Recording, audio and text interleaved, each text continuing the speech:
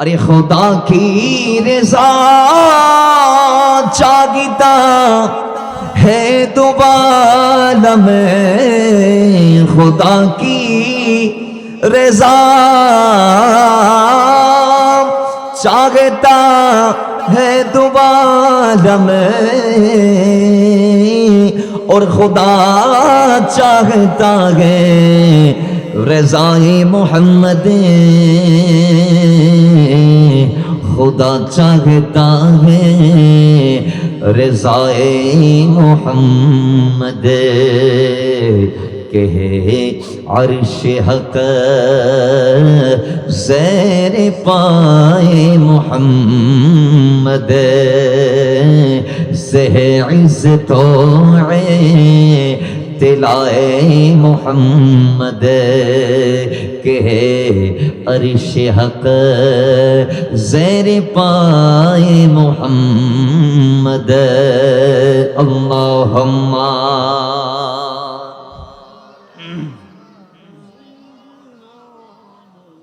मौलाना मुहम्मद व अला आली सय्यदना। अरे रज़ा फुल सियाबी वजद करद गुजरी है,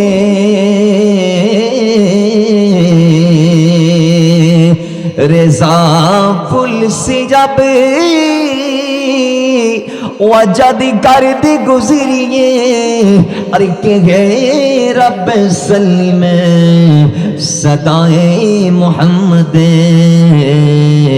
कह रब सलीम सदाए मोहम्मद, कह अर्श हक ज़ेर पाए मोहम्मद, से इज़्ज़तों तिलाए मोहम्मद, कहे अर्श हक ज़ेर पाए मोहम्मद।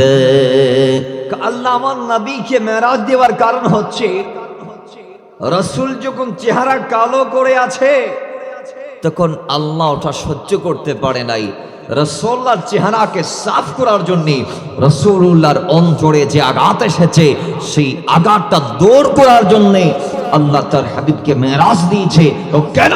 তো গোটা দুনিয়া চায় अल्लाह की राजी रखते, खुदा की रजा चाहता है दो आलम, और खुदा चाहता है रजाए मोहम्मद। का गोटा दुनिया चाहे अल्लाह के राजी रखते और अल्लाह चाहे तार हबीबुल्लाह के राजी रखते। जोरे बोली सुबहान। যার প্রমাণ এ মেরাজ, যার প্রমাণ কাবাতুল্লাহ পরিবর্তন।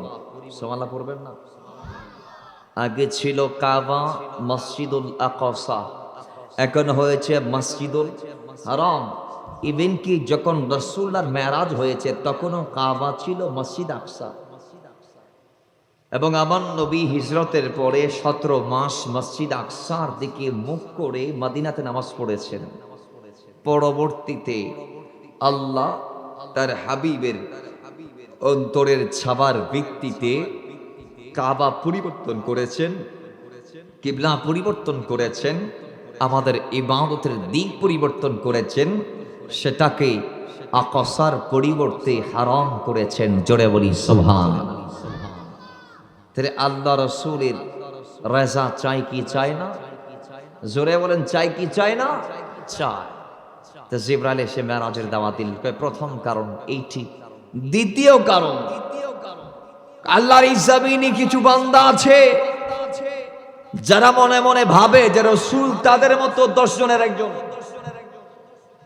তারা বলে রাসূল আমাদের মতো ছিল।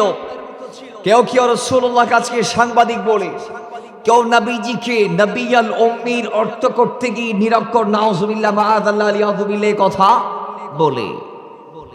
রাসূল আরবিকে তারা বলে নিরক্ষর, মূর্খ, অক্ষর জ্ঞানহীন, নাউজুবিল্লাহ মিন যালিক। এই কথাগুলো রাসূলের শানে তারা বলে, এবং তাদের ধারণা দাবি হচ্ছে রাসূল তাদের মতো। আল্লাহ বলে তোমাদের মতো যে আমার রাসূল নয়, ইবিন কি আমার নবীর মতো যে আমি আল্লাহ কোন নবীকে পাঠাই নাই, এটা প্রমাণ দেবার জন্য আমি আমার নবীকে মেরাজ দিয়েছি। জোরে বলি সুবহান। আপনি ভাবছেন এই মেরাজ যেমন তেমন কয় না, এটা আগে অনেকে চেয়েছেন, আল্লাহ কাউকে দেয়। সর্বশেষ মুসা কারীমুল্লাহ, কোরআনের ভিত্তিতে আমরা জানতে পেরেছি আল্লাহ বলে ওয়াকাল্লামাল্লাহু মুসা তাকলিমা, আল্লাহ মুসার সাথে ডিরেক্ট কথা বলেছে। তো মুসা আল্লাহর সাথে কথা বলতে বলতে বলতে বলতে বলতে বলতে একদিন বলে, মালিক আমি তোমার প্রেমে ফেদা হয়েছি, মালিক একটু দেখা দাও না। রাব্বি আরিনি আনজুর ইলাইক, আল্লাহ তোমাকে দেখতে চাই, দিদার দাও, দিদার দাও, দিদার দাও, দিদার দাও। আল্লাহ সব জবাব দিলেন, লান তারানি, আমাকে দেখা যাবে। বাবার আমার মুসা কালিমুল্লাহ না ছোট বান্দা, তিনি বলে আল্লাহ আমি দেখেই ছাড়বো, যতবার তুমি না বলবা ততবার আমি আবদার করবো, আমারে দিদার দাও। এখন বাফে ফোয়ারা যদি একবার দুইবার তিনবার নদী আমার ফোয়া যদি বারবার টিয়া খুঁজার তাই, তো বাফতুন বাধ্য এর কিছু একটা গণনার দরকার আসলে নাই। আমি আবার আল্লাহকে কারো পিতা বলে বাংলা কথা বলি নাই, আমি জাস্ট এটা মেসাল দেওয়ার জন্য বোঝালাম। অভিভাবক এবং গোলাম, মালিক এবং গোলামের সম্পর্কটা বোঝানোর জন্য বললাম। দেখেন আল্লাহর নবী মুসা কালিমুল্লাহ, জলিলুল কাদের পয়গম্বর, উলুল আজমদের অন্তর্ভুক্ত, অনেক শানের মালিক, অসংখ্য দ্বারা জাতের মালিক, যিনি নবী ছিলেন, রাসূলও ছিলেন, যার কথায় আল্লাহ তার ভাইকে নবুয়ত দিয়েছিলেন। সেই নবী মুসা কালিমুল্লাহ যখন বারংবার বলে রাব্বি আরিনি আনজুর ইলাইক, আল্লাহ দেখবই দেখবো, দেখবই দেখবো, দেখা দাও, দেখা দাও, তখন আল্লাহ বলে ঠিক আছে, একটা নির্দিষ্ট দিন আল্লাহ নির্ধারণ করলেন, অমুক দিন তুমি তোরে সিনাতে আসবে, আমি তোমাকে দিদার দিব। জোরে বলি সুবহান। বাবার আমার নির্দিষ্ট দিন আসলো, রব্বুল আলামিন বলে মুসা তুমি কি প্রস্তুত? নি কয় আল্লাহ আমি প্রস্তুত। আল্লাহ বলে মুসা শক্ত করে দাঁড়াও। শক্ত করে দাঁড়ালেন মুসা, আল্লাহ থেকে 4 ফারসেক এলাকাকে সিকিউর করলেন। 4 ফারসেক এলাকা বিশাল এরিয়া, ফেরেশতাদেরকে নিয়ে আল্লাহ বেষ্টনী দিয়ালেন। আল্লাহ বলে ফেরেশতারা 4 ফারসেকের ভিতরে যত মশা মাছি আছে, বক্কে কোল আছে, যত প্রাণী আছে সবাই বের করে দাও। আমি আল্লাহর তাজাল্লি মশা সইতে পারবে না, সেখানে মশা থেকে সইতে পারবে, সেখানে মাছি পক্ষী কোল থেকে সইতে পারবি। সুতরাং মশা ছাড়া 4 ফারসেকের ভিতর থেকে যা আছে সবগুলার বাইর করে দাও। সমস্ত প্রাণীদেরকে আল্লাহ বের করে দিলেন, ফেরেশতাদেরকে নিয়ে ওই 4 ফারসেক এলাকাকে ঘেরাও করলেন। আল্লাহ বলে মুসা তুমি ভিতরে প্রবেশ করো। মুসা কালিমুল্লাহ কদম দিলেন, আল্লাহ বলে জুতা খুলে আসো। মুসা কালিমুল্লাহ জুতা খুলে গেলেন। আল্লাহ বলে মুসা প্রস্তুত আছো নি? মুসা বলে আমি প্রস্তুত আছি। আল্লাহ আজকে আমার মনের ইচ্ছা পূরণ হতে যাচ্ছে, আমি কেন প্রস্তুত থাকবো না? আল্লাহ বলে শক্ত করে দাঁড়াও। মুসা কালিমুল্লাহ বলে আল্লাহ শক্তই করে দাঁড়াইলাম। মালিক একটু করে নূরের তাজাল্লি তোরে সিনার দিকে নিক্ষেপ করলেন। বাবার আমার মুফাসসিরগণ বলে হালকা নূরের তাজাল্লি, মাঝখানে 70টা পর্দা দিয়ে ভেতর থেকে এক পর্দা উত্তোলন করলেন। কতটুকু উত্তোলন করলেন? মুফাসসিরগণ বলছেন কান বোনাতিল গানাম, বকরির নাকের ছিদ্র পরিমাণ, এই যে একটা ছাগলের নাকের ছিদ্র যদ্দূর, একটু পরিমাণ নূরকে আল্লাহ প্রদর্শিত করলেন, জেলওয়া দিলেন। মাঝখানে 70,000 নূরের পর্দাকে ফেললেন। 70,000 নূরের পর্দা ভেদ করে ওই সামান্য তজলি যখন তুরি সিনাতে পড়ে গেল, খোদার কসম তোর পর্বত জলে সুরমা হয়ে গেল, লাল হয়ে গেল। আজ পর্যন্ত তুর পর্বতের কালারটা লাল রং ধারণ করে আছে। জোরে বলি সুবহান। আল্লাহ বলছে ওয়াখাররা মুসা সাইকা, মুসা কি হলো? বেহুশ হয়ে তুর পর্বতে পড়ে গেল। তাহলে সে আল্লাহর নূরকে দেখতে পারে। এজন্য আল্লাহ বলে মুসা আগেই বলেছিলাম লান তারানি, আমাকে দেখা যাবে না। এরপরে বাবারি মুসা কালিমুল্লাহ বলে মালিক তো তোমাকে কি কেউ দেখবে না নাকি? আল্লাহ বলে দেখবে একজন। তিনি কে? তিনি শেষ নবী, তিনি যার ব্যাপারে আমি আল্লাহ বলেছি وَإِذْ أَخَذَ اللَّهُ مِيثَاقَ النَّبِيِّينَ لَمَا آتَيْتُكُم مِّن كِتَابٍ وَحِكْمَةٍ ثُمَّ جَاءَكُمْ رَسُولٌ مُصَدِّقٌ لِّمَا مَعَكُمْ লাতুমিনুন্না বিহি ওয়া লাতানসুরুন্না। জোরে বলি আল্লাহু আকবার। আল্লাহ বলে যার ব্যাপারে আমি বলবো কোরআনে যে এই জমিনের সমস্ত নবীর রাসূলেরা আমি তোমাদেরকে যেই নবীর ওসিলায় কিতাব দিলাম, হিকমত দিলাম, যেই নবী দুনিয়াতে গিয়ে তোমাদের ধর্মকে সত্যায়ন করবে, ওই নবীকে যদি তোমরা তোমাদের আমলে পাও, তোমরা সেই নবীর অনুসরণ করবা, ওনার কদমে যাবা, কলমা পড়বা, মুসলমান হবা, গোলাম হয়ে ওই নবীকে সাহায্য করবা। ভাই আমি আল্লাহ আলামার মতে তোমাদেরকে যেই নবীর প্রতি ঈমান আনতে নির্দেশ দিয়েছিলাম এবং যার ব্যাপারে বলেছিলাম মুসাদ্দিকুল লিমা মাআকুম, ওই নবী জমিনে গিয়ে তোমাদের দিনকে স্টেটমেন্ট করবে, সত্যায়ন করবে। হয় ওই মদিনাওয়ালা রাহমাতান লিল আলামিন আমি আল্লাহ জমিন থেকে লামকানে এনে আমি আল্লাহ দিদার দিয়ে ধন্য করে দিব। জোরে বলি সুবহান। সমস্ত নবীদের ভিতর থেকে আল্লাহ মুসাদ্দিকুল লিমা মাআকুম এটার জন্য একজনকে বাছাই করেছেন, তিনি আমার আপনার নবী, তিনি আমার আপনার নবী। দুনিয়ার জমিনে রাসূলুল্লাহকে আল্লাহ মেরাজ দেওয়ার পেছনে একটি কারণ শুধু রাসূলে পাকের শ্রেষ্ঠত্ব দেখানোর জন্য নয়, নবীজিকে এমন এমন আজিম দারাজাতের মালিক বানিয়ে দেয়া যে দারাজাত আল্লাহ কাউকে দেয় নাই। তার মধ্যে একটি হচ্ছে আল্লাহ বলেছেন 3 নং পারার 19 নং পৃষ্ঠায় সূরা আলে ইমরানের 81 নং আয়াতে আল্লাহ বলে মুসাদ্দিকুল লিমা মাআকুম, এই রাসূলকে আমি মেরাজ দিচ্ছি যে প্রত্যেকটা নবীর দিনকে সত্যায়ন করতে। কিভাবে? প্রতিটা নবী জমিনে গিয়ে একটা কথার প্রচার করেছে, কালিমাতুল হক হিসেবে, যেটা যুগে যুগে জারি আর সারি ছিল এবং সেটাকে মানাটাই প্রত্যেকটা নবী এবং তাদের উম্মতের দিন ছিল। সেটা কি? লা ইলাহা ইল্লাল্লাহ, আল্লাহ ছাড়া কোনো আল্লাহ নাই। এখন যদি প্রশ্ন করা হয় নবীদেরকে, হে নবীরা, হে রাসূলরা, আপনারা বলছেন যে লা ইলাহা ইল্লাল্লাহ, আল্লাহ ছাড়া কোনো আল্লাহ নাই, তো আপনারা কি দেখেছেন যে আসমান জমিনের একজন মালিক আল্লাহ? সেটা কি আপনারা দেখেছেন? তখন প্রত্যেকেই বলবে না দেখি নাই, তবে মারফতে জেনেছি, ফেরেশতাদের মাধ্যমে জানতে পেরেছি। তো আপনারা কি কপালের চুপ দিয়ে দেখেন নাই? না, না দেখে আমরা মাধ্যম দিয়ে জানতে পেরেছি এবং মাধ্যম দিয়ে স্বীকৃতি দিচ্ছি। তখন তাদেরকে যদি এই প্রশ্ন করার পর তাদের উত্তরটা নিয়ে সেই একই প্রশ্ন যদি আমার নবীকে করা হয়, আমার নবী উত্তরে বলবেন আমি যাই নাই, আল্লাহ আমাকে লক্ষ লক্ষ নবীদের ভিতর থেকে বাছাই করে সমস্ত নবীদের দিনকে সত্যায়ন করার লক্ষ্যে দিদার দিয়েছে। জোরে বলি সুবহান। তেরে রসুলকে মেরাজ দেওয়ার পেছনের আরেকটি কারণ যে আমার নবী জমিনে প্রত্যেকটা নবীর দিনকে সত্যায়ন করবে, এটার জন্য। জোরে বলি সুবহান।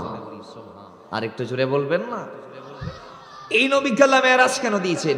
আরো অনেক কারণ আছে, তার মধ্যে একটি কারণ হচ্ছে আমার নবীর একটি নাম হচ্ছে, আমার নবী হচ্ছেন নাযীর, আমার নবী সিরাজুম মুনীর, আমার নবী শাহেদ। এভাবে আমার নবীর অসংখ্য নাম আছে। তার মধ্যে একটি নাম হচ্ছে আমার নবী হচ্ছে সতর্ককারী। আমার নবী কি কারী?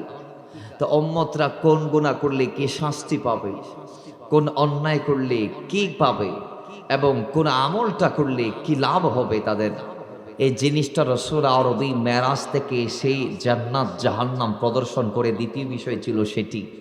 আমার নবী এই জিনিসটা উম্মতদেরকে জানিয়ে দিয়েছেন।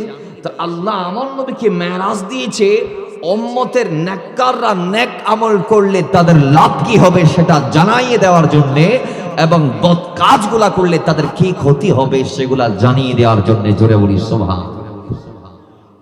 আসেন সমস্যা নাই। এই মদিনাওয়ালাকে আল্লাহ মেরাজ কেন দান করলেন? আরো কিছু শান আমরা বলি। আল্লাহ আমার নবীকে মেরাজ কেন দিয়েছেন? আল্লাহ বলে আমার নবীকে আমি মেরাজ দিয়েছি লিউনিরিয়াহু মিন আয়াতিনা, আমি আমার নবীকে আমার নিদর্শন দেখানোর জন্য মেরাজ দিয়েছি। সুবহানাল্লাহ জোরে বলি। আরেকটু জোরে বলি। কার নিদর্শন? আল্লাহর। বলেন কার? আল্লাহর। আল্লাহ বলে আমি আমার নবীকে আমার নিদর্শন দেখাতে মেরাজ দিয়েছি। কি কি নিদর্শন রাসূল দেখেছেন সব আমাদেরকে জানিয়েছেন। প্রথম আসমানে কি দেখলেন, দ্বিতীয় আসমানে কি দেখলেন, তৃতীয় আসমানে কি দেখলেন, চতুর্থ পঞ্চম ষষ্ঠ সপ্তম আসমানে কি দেখলেন। আমার নবী বলে আমি গেলাম, সেখানে অনেক কিছু দেখলাম। প্রথম আসমানে আমি যখন গেলাম, আমার সঙ্গে আছে জিবরাইল। কই প্রথম আসমানের দারওয়ান গেট বন্ধ করে আছে। জিবরাইল করাঘাত করলো, জিজ্ঞেস করা হলো দারওয়ান কর্তৃক যে কে? জিবরাইল বলে আমি জিবরাইল। আপনার সঙ্গে কে? ও রাহমাত লিল আলামিন। তাকে তো আজকে দাওয়াত করা হয়েছে তাই না? ও হ্যাঁ, ঠিক আছে। আমার নবীর জন্য গেট খোলা হলো, আমার নবীকে ইস্তেকবাল জানানো হলো, আমার নবীকে আহলান সাহলান তাইয়িবান মারহাবান মুবারাকান জানানো হলো রাসূল আরবি বলে। এরপর আমি প্রথম আসমানটা ঘুরে ঘুরে দেখলাম। বিশাল আসমানটা আমি যখন দেখতে পেলাম, আমি যখন দেখতে লাগলাম, সেই আসমান আমি দুজন নবীর সাথে আমি একজন নবীর সাথে দিদার করেছি। সেই নবীর নাম হচ্ছে আদম সফিউল্লাহ। জোরে বলি সুবহান। আমার নয় বলে দ্বিতীয় আসমানে গেলাম কিভাবে? প্রশ্ন করলো, উত্তর দিল জিবরাইল। এরপরে গেট খোলা হলো, সেখানে গিয়ে ইয়াহইয়া ও ঈসাকে দেখলাম। তৃতীয় আসমানে গেলাম, সেখানে গিয়ে ইউসুফকে দেখলাম। চতুর্থ আসমানে গেলাম, সেখানে গিয়ে ইদ্রিসকে দেখলাম। পঞ্চম আসমানে গেলাম, সেখানে গিয়ে হারুনকে দেখলাম। ষষ্ঠ আসমানে গেলাম, মুসাকে দেখলাম। সপ্তম আসমানে গিয়ে ইব্রাহিম ইসমাইলকে দেখলাম।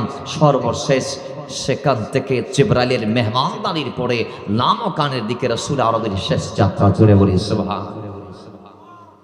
এইভাবে জায়গায় প্রজাগায় আল্লাহর যে নিদর্শনগুলো আছে, প্রথম আসমানে, দ্বিতীয় আসমানে, তৃতীয় আসমানে, চতুর্থ আসমানে, পঞ্চম আসমানে, ষষ্ঠ, এভাবে পেরিয়ে যা যা আছে সব নিদর্শনগুলা আল্লাহর হাবিব দেখেছেন।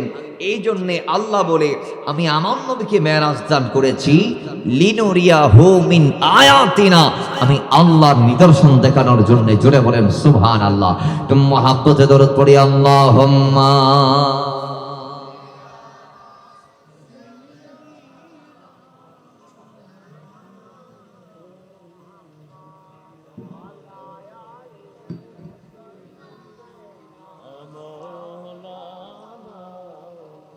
আরে ডেকে নিবে যে দিন আমারে তোমার প্রিয় করে নিও, হায়াতের দিন ফোরালে খাতেমা ঈমান মোরে দিও। ও আল্লাহ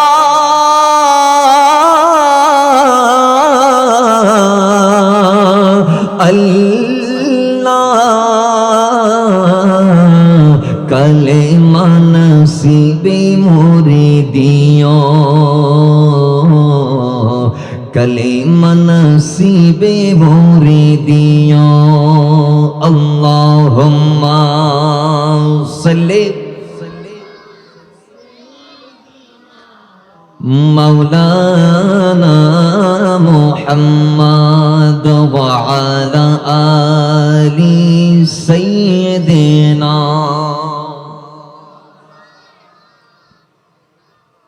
তাহলে আল্লাহ তার হাবিবকে নিদর্শন দেখায় দেখায় নিয়ে যায়। কিভাবে দেখালেন আরেকটু বর্ণনা। আল্লাহর হাবিবকে যখন প্রাথমিকভাবে যাত্রাটা শুরু করতে বললেন জিবরাইল, দেখেন আমার নবী যাওয়া আরম্ভ করলেন। এভাবেই এসেছে তাফসীরের কিতাবগুলোতে যে হারামে মক্কা থেকে রাসূল আরবি শাক্কে সাদরের পরে যখন 2 রাকাত নামাজ পড়ে বোরাকে সওয়ারি হলেন, উঠলেন, রাসূল আরবির বোরাকটা যাত্রা পথে এমন এমন নিদর্শন আল্লাহ তার হাবিবকে দেখিয়েছে যেগুলা আমাদের মুকাদ্দরকে একেবারে ওঝালা করে দেওয়ার মতো। একটু জোরে বলি সুবহান। বাবার আমার দিকে আল্লাহর নবী রাহমাতাল লিল আলামিনকে নিয়ে জিবরাইল যখন যাত্রা আরম্ভ করলেন, রাসূল আরবি যাইতে যাইতে ওদিক কেজুরা সংলগ্ন এরকম একটা এলাকা দিয়ে উপত্যকা দিকে যখন রাসূল যাচ্ছিলেন, ক্রস করছিলেন, সেই সময় জিবরাইল বলে ইয়া রাসূলুল্লাহ, ও মদিনাওয়ালা রাহমাতাল লিল আলামিন, এখানে থামুন, নামতে হবে। নবীজি বলে এটা কোন জায়গা? আল্লাহ নবীর খাদেম জিবরাইল বলে এটা ইয়াসরিব। ইয়া রাসূলুল্লাহ, 1 বছর পরে এখানে আপনি আসবেন, আপনার গোলামরা এই মদিনাতুন নববীতে আপনার খুশবু নিয়ে চলে আসবে। সাহাবায়ে কেরামরা মাকে ফেলে বাবাকে ফেলে স্ত্রী সন্তান সবাইকে ফেরে ব্যবসা বাণিজ্য আপন ঘর বাড়ি সবকিছু ত্যাগ করে আপনার জন্য মদিনাতুত তাইয়্যিবাতে চলে আসবে। ইয়া রাসূলুল্লাহ, আপনি এখানে ইন্তেকাল করবেন, আপনার নূরানি মাজারাতে পাক এই মদিনার মাটিতে হবে। ইয়া রাসূলুল্লাহ, কিয়ামত পর্যন্ত আপনার উম্মতগুলো আপনার খুশবু নেওয়ার জন্য এখানে চলে আসবে। রাসূল, এটা সেই জায়গা যেটাকে আপনি মদিনা করবেন, মদিনা। নবীজি নামলেন, 2 রাকাত নামাজ পড়লেন, এরপরে যাত্রা শুরু করলেন। যাইতে যাইতে যাইতে যাইতে রাসূল আরবির সাওয়ারি যখন, আল্লাহ নবীর সাওয়ারি যখন একেবারে হযরত ইয়াহইয়া আলাইহিস হযরত ঈসা আলাইহিস সালামের যেখানে বিলাদত হয়েছে সেখানে যখন পৌঁছালো, সেখানে যাওয়ার পরে আল্লাহ নবী রাসূল আরবি জিবরাইল কর্তৃক আদিষ্ট হলেন, ইয়া রাসূলুল্লাহ এখানে নামতে হবে। সেখানে রাসূল নামলেন, 2 রাকাত নামাজ পড়লেন, এরপরে বাইতুল্লাহ হামে গেলেন। বাইতুল্লাহ হামের মধ্যে যাওয়ার পর আল্লাহ নবী একইভাবে নামাজ পড়লেন। মাদাইনের মধ্যে গেলেন, মাদায়ন কি কয়, যেখানে মুসা কালিমুল্লাহ হিজরত করেছিলেন। সুবহানাল্লাহ, জোরে বলুন সুবহানাল্লাহ। আমার নবী শুধু আমার নবী হিজরত করে যেখানে যাবে সেখানে নামাজ পড়ে নাই, সেখানে জিয়ারত করে নাই, বরং ঈসা আলাইহিস সালামের জন্মস্থান বাইতুল্লাহ হাম, মুসা কালিমুল্লাহর হিজরতগাহ, সেখানে মাদায়ন রাসূল আরবি সেখানে নামলেন, 2 রাকাত নামাজ পড়লেন, জিয়ারত করলেন। আমাদেরকে কিছু শিক্ষা দিলেন কি, জমিনে কিছু উম্মত আসবে যারা আল্লাহর ওলিদের দায়রা, এদারা, আল্লাহর ওলিদের ইবাদতের গা, এগুলাকে তারা না যাওয়ার জন্য মানুষদেরকে উদ্বুদ্ধ করবে, বলবে শাহজালালের আস্তানায় যাওয়ার দরকার কি, শাহপরানের আস্তানায় যাওয়ার দরকার কি, বাইজিদ বুস্তামির আস্তানায় যাওয়ার দরকার কি। আপনারা দেখবেন আমরা চট্টগ্রাম বাইজিদের মধ্যে যে বাইজিদ বুস্তামির আস্তানার মধ্যে যায়, সেখানে আমাদের কিছু টুপিওয়ালারা আছে, বিভিন্ন বেদাত শিরিক ফটুয়া টটুয়া লাগায়। এখানে বাইজিদ বুস্তামির রওজা নাই, মাজার নাই, সেখানে যাওয়ার কি দরকার? তিনি সেখানে এসেছিলেন বাইজিদের পাহাড়ের উপরে, তিনি চিল্লা দিয়েছিলেন, ইবাদত করেছিলেন, আল্লাহকে পেয়েছিলেন। সেখানে আমরা কেন যাব? আরে যাব এই কারণেই যাব, কারণ তিনি আল্লাহর ওলি ছিলেন। কথা বলেন ঠিক কিনা? তিনি কি ছিলেন? আল্লাহর ওলি। আল্লাহর নবীরা যে জায়গায় কদম দেয় সেটা যেমন তেমন জায়গা থাকে না, সেটা বরকতময় হয়ে যায়, সেটা মোবারক হয়ে যায়, সেটা তাবারক হয়ে যায়। সেখান থেকে আমরা নিজেদের স্থানটা যদি সেখানে করতে পারি, কিংবা তাদের দ্বারাই যদি আমরা যাইতে পারি, তাদের ওই মারকাজে যদি আমরা কদমটা দিতে পারি, আমাদের জীবনের মানও হয়তো বেড়ে যেতে পারে। আমরা সেখান থেকে শিক্ষা নিতে পারবো যে বাইজিদ বুস্তামির বাড়ি বাংলার কোনো রন্ধ্রে ছিল না, সেই বুস্তাম শহর থেকে হাজারো কিলোমিটার পাড়ি দিয়ে তিনি এই দেশে এসেছিলেন। এই পাহাড়ের ওপর চূড়াতে বসে আল্লাহকে রেখেছেন। তিনি যদি এই পাহাড়ের চূড়ায় বসে আল্লাহকে ডাকতে পারে, তাহলে আমি আমার ঘরের মধ্যে কেন ডাকতে পারবো না? কথা বলেন ঠিক না? সেখানে যাবেন, জিয়ারত করবেন। বেদাত শিরিক কেউ যদি বললো, ওদের কথা শোনার দরকার? আর তুই বেদাত হইতে হইতে দাঁত ফেলাই দে, শিরিক হইতে হইতে গলার পানি ফুয়ায় ফেলা, তারপর আয় আল্লাহর ওলির দাম সাইত্যা নো। আল্লাহ আল্লাহর বলি, আল্লাহ সেই বর তৌফিক দান করো। আমি না রেখা বড় করি হোক আর নবী শিক্ষা দিই, অথচ ঈসা রুহুল্লাহ বাইতুল্লাহ হামের মধ্যে নাই। আছে? নাই। মুসা কালিমুল্লাহর মাজার কি মাদায়েনে আছে? নাই। তিনি সেখানে হিজরত করে গিয়েছিলেন, 10 বছর ছিলেন। কথা বলেন কয় বছর? 10 বছর। তিনি মিশর থেকে মাদায়ানে গিয়ে কয় বছর ছিলেন? 10 বছর।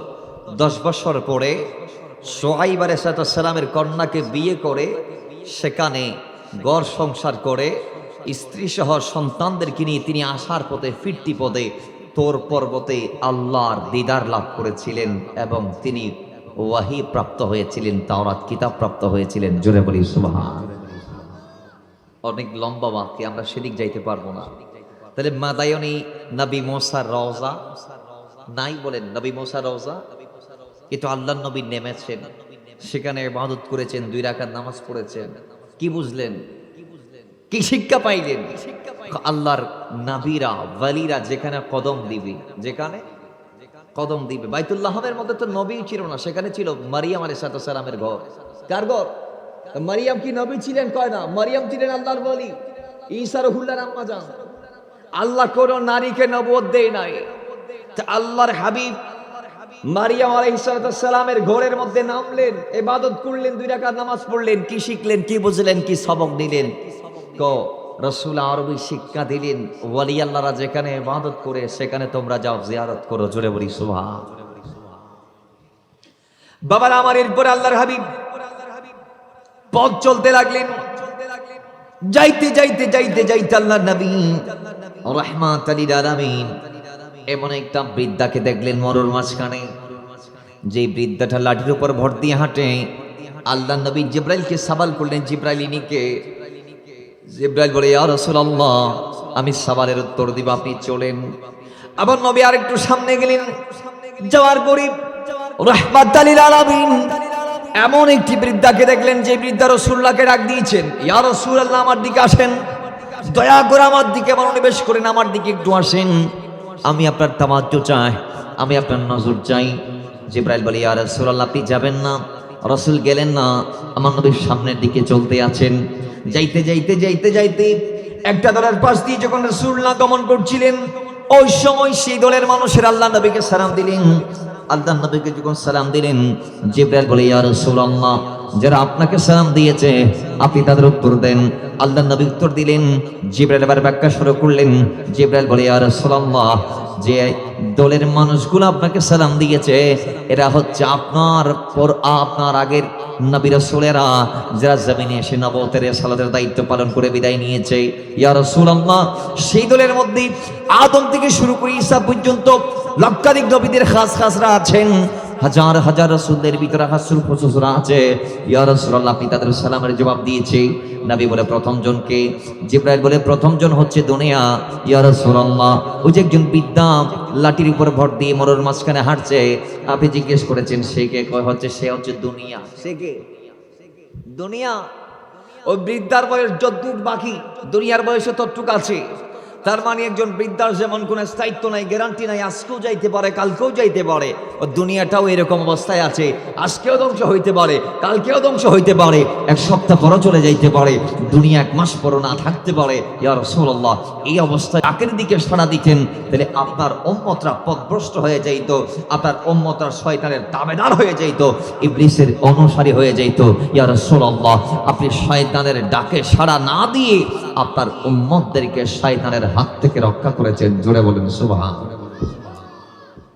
আর যদি প্রথম জন বৃদ্ধ যারা আপনি দেখেছিলেন লাঠির উপর ভর্তি হাঁটছে, তার দিকে আপনি গেলে উম্মতরা দুনিয়াদার হয়ে যাইতো, এরা আখিরাতকে প্রাধান্য দিত না। আজকে দেখবেন, যদিও আমরা দুনিয়াদারি করছি, দুনিয়া ছাড়া আমরা কিছু বুঝি না, কিন্তু কিছু মানুষ আমাদের সমাজে এমনও আছে যারা দিন ছাড়া কিছু বোঝে না, যারা মালিককে যারা কিছু বোঝে না, যাদের কাছে দুনিয়াটা তুচ্ছ, যাদের কাছে দুনিয়ার ধন দৌলত এগুলা কিছু না, এদের কাছে মালিকই হচ্ছে আসল। এজন্য এরা মালিকের জন্য সব উজাড় করতে রাজি আছে। কথা বলেন ঠিক না? ঠিক আওয়াজ করে বলেন না ঠিক কিনা? আল্লাহ আমাদেরকে মালিক মুখে হওয়ার তৌফিক দান করুন, আমিন পড়েন। এজন্য আল্লাহ বলে, লিনুরিয়া হু মিন আয়াতিনা, আমি আমার নবীকে এই নিদর্শনগুলা দেখানোর জন্য মেরাজ দিয়েছি। জোরে বলি সুবহানাল্লাহ। রাসূলকে আল্লাহ কেমন কেমন নিদর্শন দেখালেন আমার নবী বলে, আমি আরো সামনে গেলাম। যাবার পর আমি দেখছি, আমি যখন কাসিব আহমর নামক উপত্যকা দিয়ে যাচ্ছিলাম, আমি দেখছি ফারাআইতু মূসা ওয়া হুয়া কায়িমুন ইউসাল্লি ফি কবরিহি, আমি দেখতে পাচ্ছি আমার ভাই মুসা কারীমুল্লাহ তিনি তার কবর শরীফে দাঁড়িয়ে দাঁড়িয়ে সালাত আদা করছেন। জোরে বলি সুবহানাল্লাহ।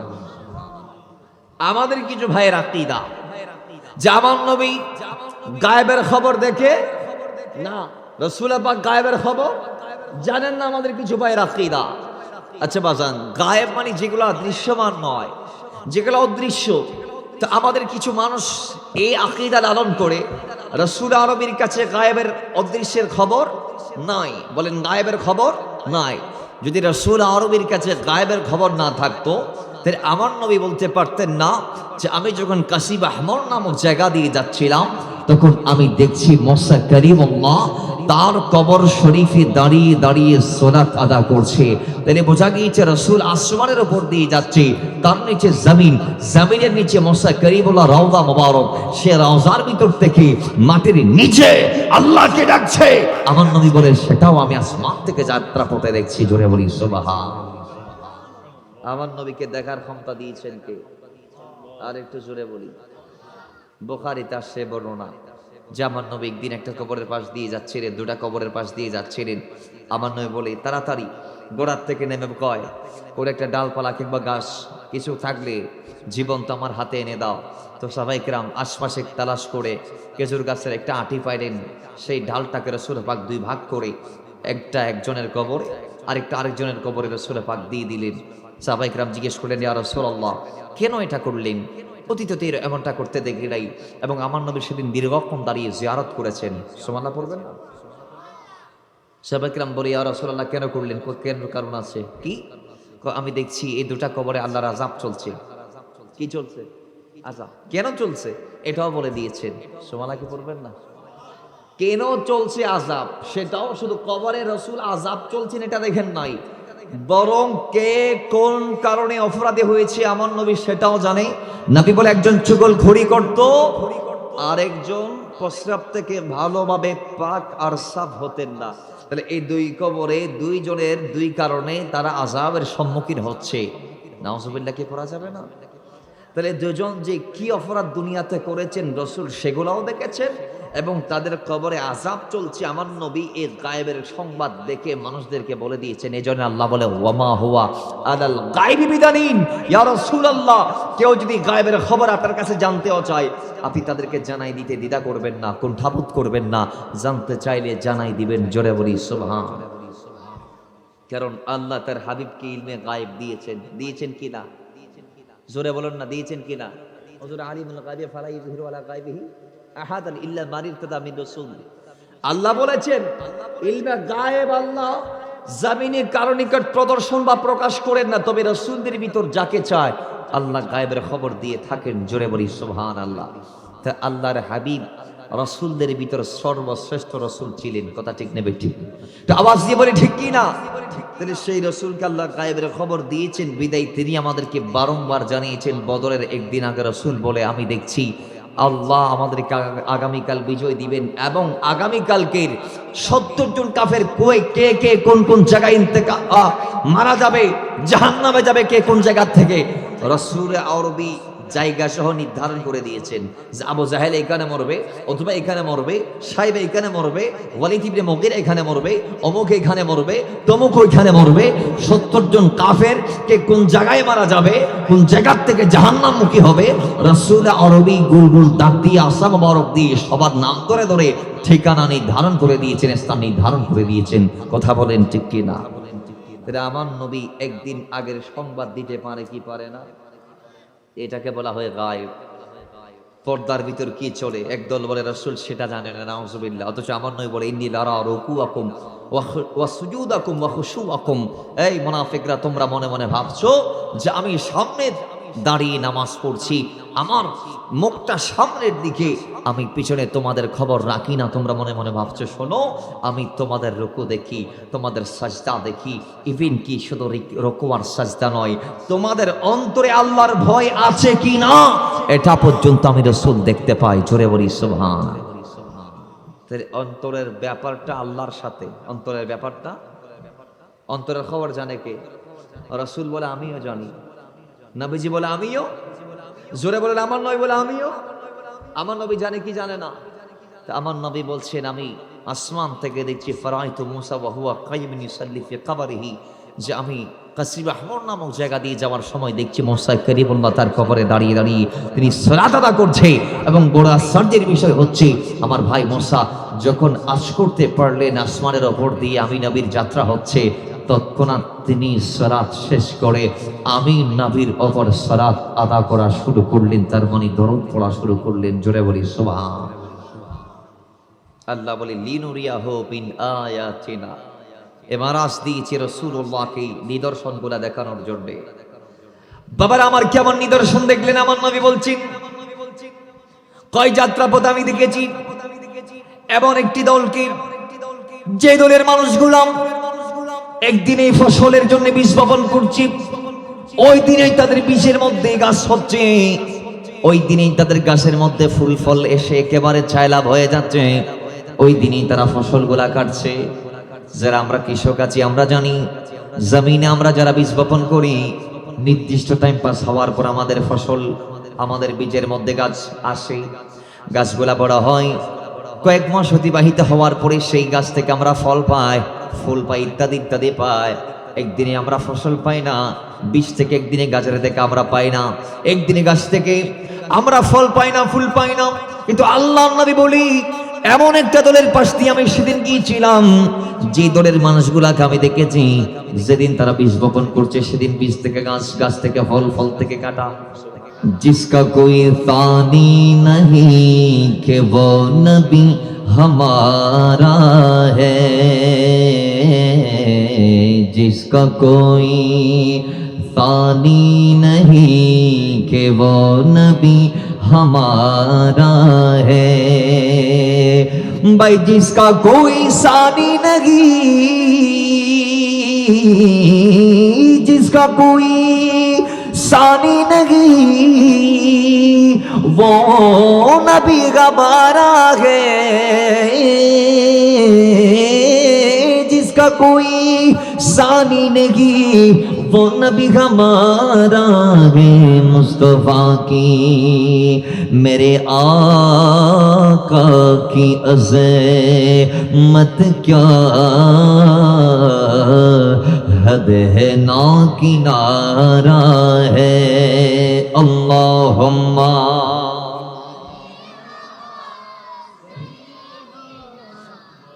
मौलाना मुहम्मद व अला आलि सय्यिदना। तोरे पे कहा रब ने लन तरानी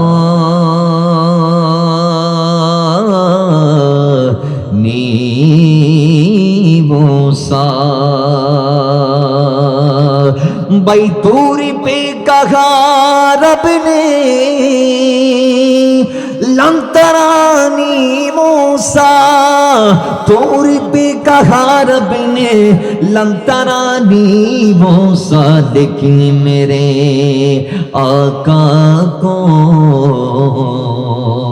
रब ने अर्श पे बुलाया है।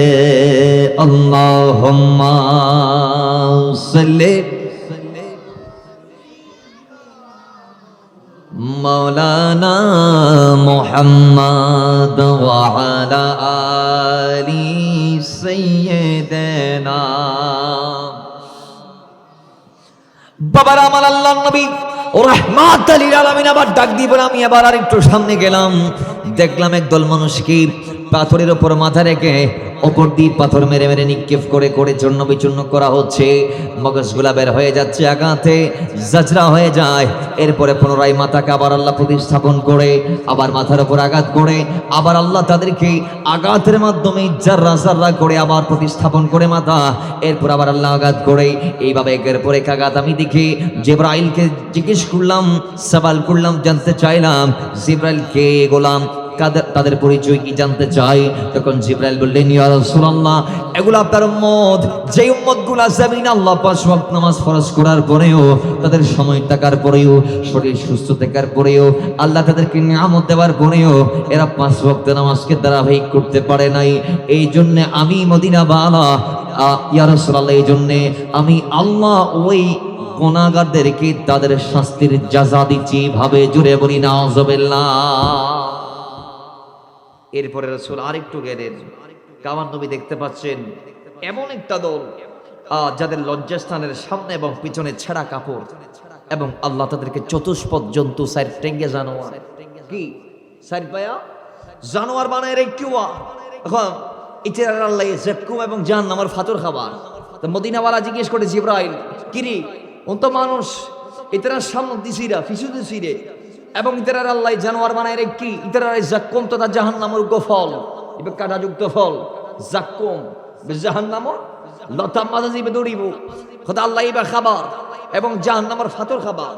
এই এর কারণ কি? তা নবীর জিবরাইল উত্তর দেয়, ইয়া রাসূলুল্লাহ, আল্লাহ ইতারার এন্ডিলে গুজি দে কার একখান কারণ, ইতারা সম্পদের যাকাত ন দেয়। কি ন দেয়? সম্পদের যাকাত ন দেয়। আচ্ছা রমজান আইব না নয় বাবা? রমজানও তারা সাদকা দিই, যাকাত দেই, দেই না নদী কিল্লা দিই। মদিনা ওয়ালার জিজ্ঞেস করছি, ইয়া রাসূলুল্লাহ, সবচেয়ে উত্তম সাদকা হন্য তা নবী খোদ রমজান জিমারা দেইবি সুবহানাল্লাহ ফুরিবে। 12 মাসের চাইলে জাকাত দিতে পারিবেন, কিন্তু রমজানের দন্নান আফজল, দামি, উত্তম। রমজানের দন্না দামি। এই আর সম্পদের জাকাত মোটামুটি ইসলামের মানে দিয়ে তারা দিবে, এটা চেষ্টা করে।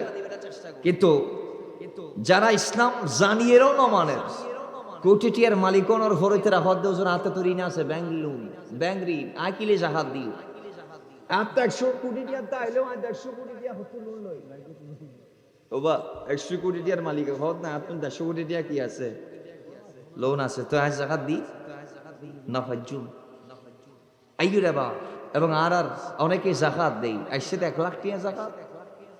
ইবে চট্টগ্রাম নিউ মার্কেট মোড়ত যাই রে 20 টিকের মোদা নতুন নতুন চাই, 50 টিকের মোদা নতুন নতুন চাই, একেবারে 8-9 মোদা বা 20-25 মোদা লই, 20-25 টিয়া গৌরী, অথবা খাতুনগঞ্জ গোদাম ফসা লুঙ্গি, অথবা বস্তা ফসা শাড়ি, জিন আসি নানি এলাকাত মাইকিং করে দিয়ে অমুক সাপে তোমারা কি দিব, জাহাজ দিবা হন না কি দিব, হন আরো কেন কি জি কথা আল্লাহ রে বড় সাহিবে বড়ই দামি করাইনি সুরাইনি, এখানে যাই না, আর আরা যাই রোদ তুই এই ডান্ডার মারি মারি খাই রে ফাই একখান একখান। অথবা নতুন নতুন বৃষ্টি কি লাইন ধরে তিয়া করাই বিয়া কোনো রে নোয়া নোয়া 50 টিকি, আর সাফ হলে দেয় না দেয়, জকাতুর টিয়া 50 টিয়া 100 টিয়া 200 টিয়া যারা যেন দিলে মন চাই। এবার কি জাকাতের সিস্টেমত পড়ে না? রাসূল পাক আমাদের জাকাত এন ভাবে দাও যারে দিবি যাতে স্বাবলম্বী হয়ে যায়, এবং আপন জনের ভিতর চাই জাকাত দাও। পরিবারের ভিতর কেউ অসচ্ছল তালিবের সচ্ছল করো, জাকাত অর্থ দিয়ে রে।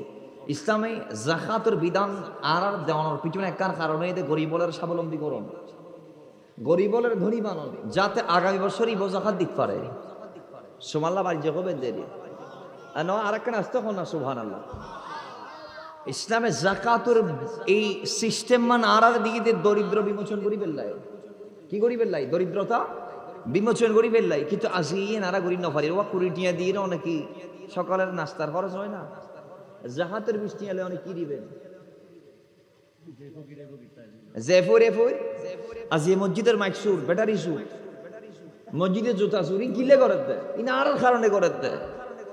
আর সম্পদের জাকাত আর সঠিকভাবে দিতে না পারি, যার ধরুন আজি আর ভাইল ন খাই ফেরত ছাতর ফদি মাদি বাবা শেষ মাস চুরি চিন্তায় পেশারে বাসিল, ঠিক নেবে ঠিক মানুষের ঘর চুরি করে রাসলে নাই, উনকো 12 মানুষকে কোনোদিন চুরির পেশায় বাঁচি দেবো না, তেরে দুষ্কারার আর হন না, দুষ্কারার আর যদি আর সম্পদ ওরে সঠিকভাবে ভাগ করি, শতকরা 2.5%, 6%, শতকরা 2.5% নেশা পরিমাণ সম্পদের মালিক। টিয়ার বেলা তো নাকি 4.5 লাখ টিয়া 1 বছর তাইলে এন হই, আর স্বর্ণর বেলা 7.5 বড়ি, রূপার বেলা 52 তোলা। ওর গোড়া গরু গাদা ফসল জমিরও জাকাত আছে, আছে নাই? তাহলে ইনর নেশা পরিমাণ সম্পদের মালিক আর অনর ফলে যদি আর ইনর নির্দিষ্ট অংশ আর যদি গরিব মিসকিন হল রাত অতীতার হকেন যদি ধুলি ফেললি, সমাজত হন দরিদ্রতা থাকতো না, হন না গরিবার থাকতো না, ন থাকতো। কিন্তু আজি আর সম্পদের জাকাত ন দেই, জাকাত আসছে 1 কোটি টিয়া দিই 1 লাখ টিয়া, জাকাত আসছে 1 লাখ টিয়া দিই 10,000 টিয়া। তাহলে জাকাতর হক কান আর আদায় ন করি, জাকাত যারা আদায় ন করুন মদিনা ওয়ালা হদ কিয়ামতের মাড়ত আল্লাহ তাআলা জানোয়ার বানাই তুলিব। বা কি বানাই? আহান নবী হদায় মেরাজের রাতে সায় আসছি, তারা এখন দিল্লি শাস্তি পাবে গেন। বাবার আমার আল্লাহর নবী রাহমাতাল লিল আলামিন বলি, আল্লাহ তাদের সামনেও ছেঁড়া কাপড় দিয়ে রেখেছেন, পিছনেও ছেঁড়া কাপড়, তাদেরকে চতুষ্পদ জন্তুর নিয়ে আল্লাহ করেছেন, তাদেরকে আল্লাহ জাক্কুমের ফল খাওয়াবে, জাহান্নামের পাথর খাওয়াবে। রাসূল আরবি জিজ্ঞেস করলেন কেন? এরা সম্পদের জাকাতকে হিসাব করে দিত না, এরা সম্পদের জাকাত না দেওয়ার কারণে আল্লাহ এদেরকে এমন ভাবে আল্লাহ পাক শাস্তি দিচ্ছে। ইয়া রাসূলুল্লাহ, আল্লাহ এদের প্রতি জুলুম করে নাই, বরং এরা নিজের হাত দিয়েই শাস্তিকে রোজ করেছে, কামাই করেছে। জোরে বলি নাউযুবিল্লাহ।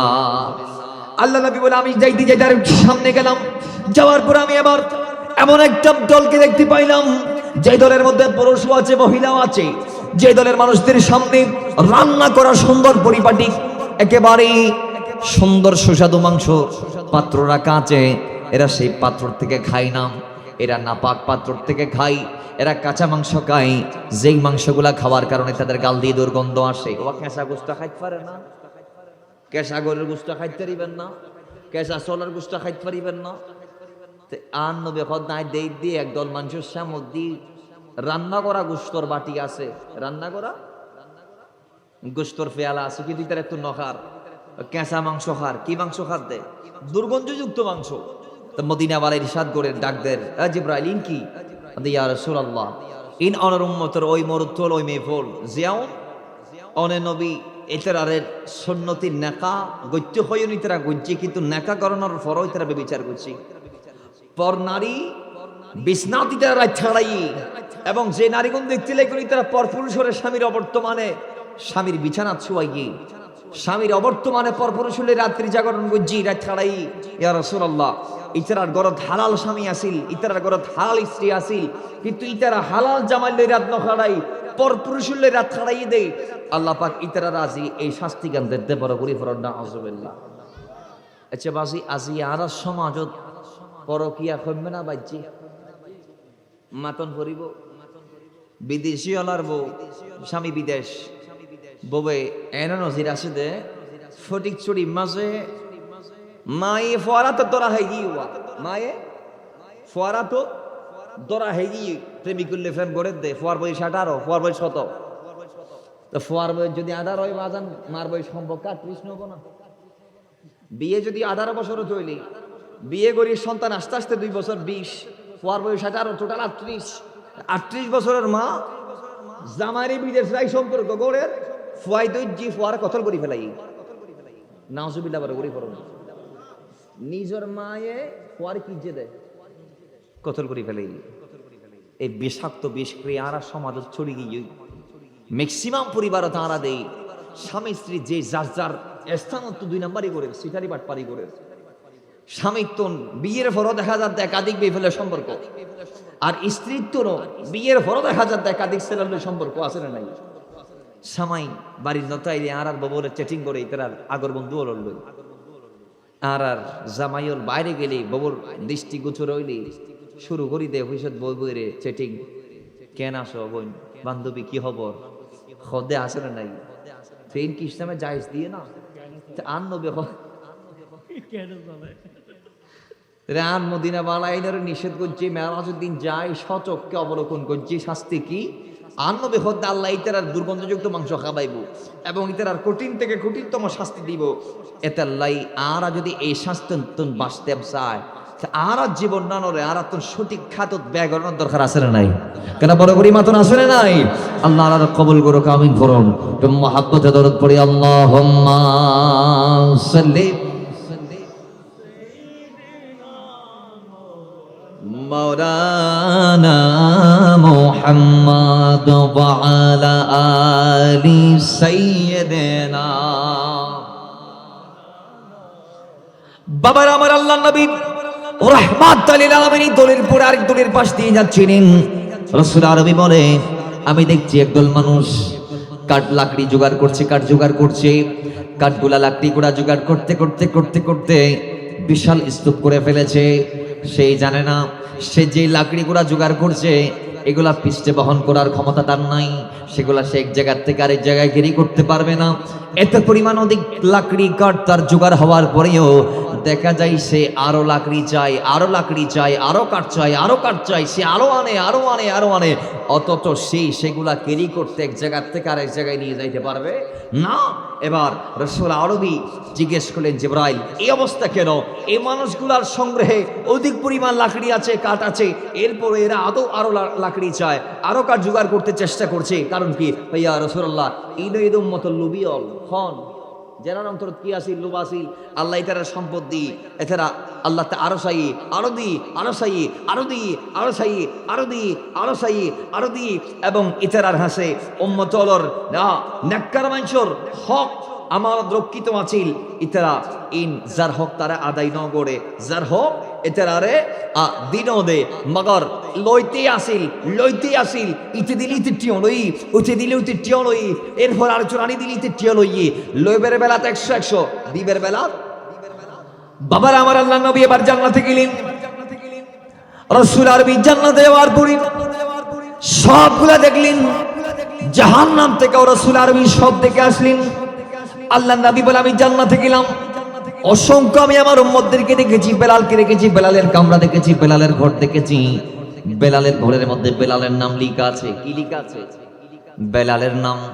এবং আমি রাসূল জান্নাতের যেই যেই জায়গা গিয়েছি, আমি আমার পিছন পিছন বেলালের পথ চলার, হাঁটা চলার শব্দ শুনেছি, কদমের শব্দ শুনেছি। আমি রাসূল আরেক জায়গায় গিয়ে সেখানে দেখলাম আমার উম্মতের হারেসা বিন নোমান তিনি কোরআনুল কারীমের তেলাওয়াত করে। রাসূল আরবি হারেসা বিন নোমানের তেলাওয়াতের শব্দ যখন শুনলেন, আমার নবী জিবরাইলকে জিজ্ঞেস করলেন, জিবরাইল এটাকে? নবীজি উত্তরে বললেন, জিবরাইল যে ইয়া রাসূলুল্লাহ, এটা আপনার গোলাম হারেসা ইবনে নোমান।